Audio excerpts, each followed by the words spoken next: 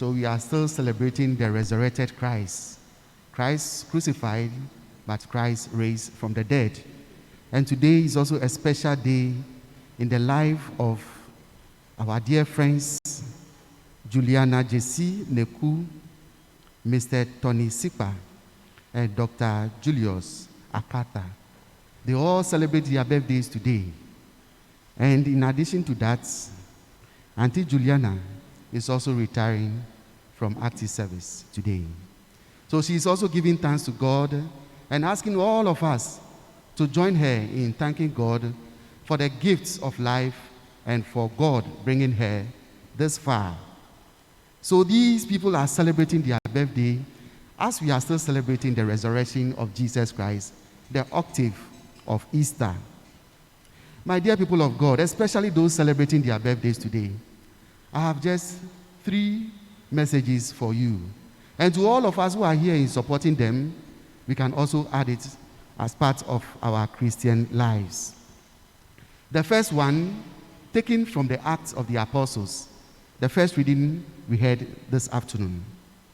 In the first reading, we are told that Peter summoned the people and addressed them. He addressed them because the people that he has summoned came on their own. They came on their own on account of the man he healed, the cripple he healed at the beautiful gates. Because of that, all of them were trooping to Peter, and Peter used the opportunity to spread the good news to them. Peter used the opportunity to tell them about the message of Jesus Christ. So my dear friends who are celebrating their birthdays today, Auntie Juliana, Uncle Sipa, Tony, and Uncle Julius, just as Peter used the opportunity to spread the good news, may you use this opportunity. The life that God has given you today that you are celebrating it, use that opportunity to draw many more people to Christ. Use the opportunity you are celebrating today to make your life pleasing and acceptable unto the Lord. And again, this opportunity could be a day for which someone may encounter Christ in you. So Peter used the opportunity to bring to them Christ crucified, Christ raised from the dead. That is the first message I have for you. That you don't just celebrate this day, having the fanfare, and then we go home, but this day should be a day where we present Christ to someone by our own way of life. The second thing I want us to reflect on is still from the Acts of the Apostles today. After Peter has used the opportunity to address the resurrected Christ to them, the people were cut to their hearts. They were just looking at Peter when Peter said, Christ, whom you crucified, has been raised from the dead. And this man that is healed, it is not by our own power. Because how you are looking at us, it seems you are saying that we have some kind of power, some kind of magic to heal a man who is crippled. But Peter told them that what you have seen is not by our own power.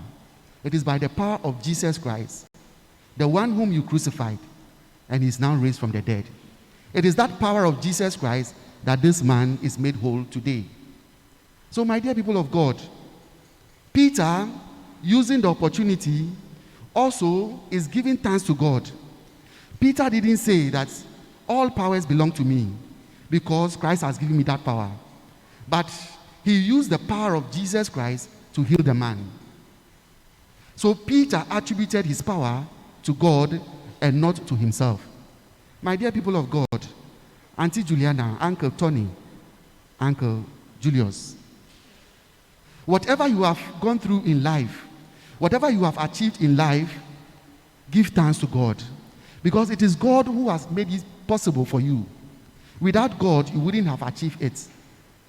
If for nothing at all, without for God, you wouldn't have celebrated your birthday today or be celebrating your birthdays today.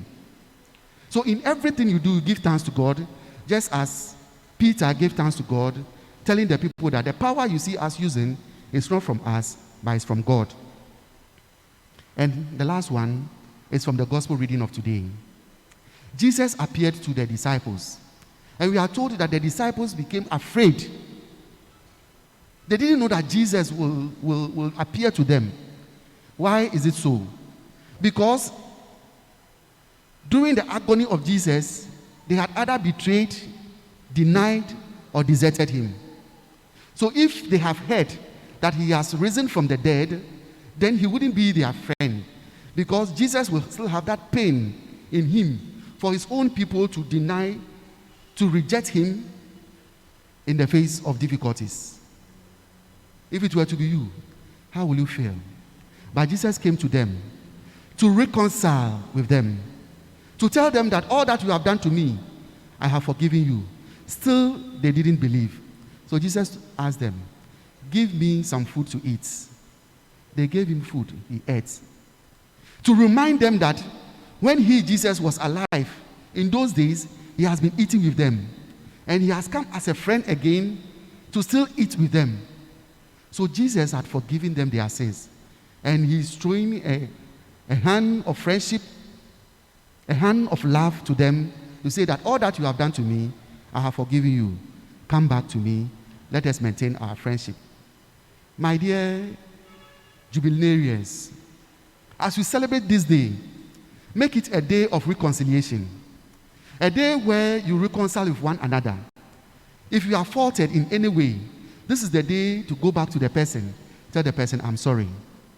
If someone has offended you and you have kept that person in your heart, this is the day to say that today I have forgiven such a person, because God has been generous to me to add another year to my age.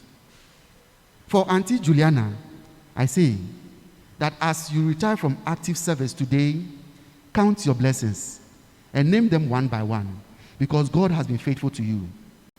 Whoever you have offended and those who have also offended you, today as you begin a new era, may you forgive them. Pray that God may grant you that spirit of forgiveness. Maybe in the discharge of your duties, you might have stepped on people's toes. Today, just as Jesus reconciled himself to his apostles, may you do that to the greater glory of God. And to all who are celebrating their birthdays today, to all who have gathered here today, may God grant us the zeal, the spirit to forgive one another and to reconcile, so that we may live at peace with Christ. Amen.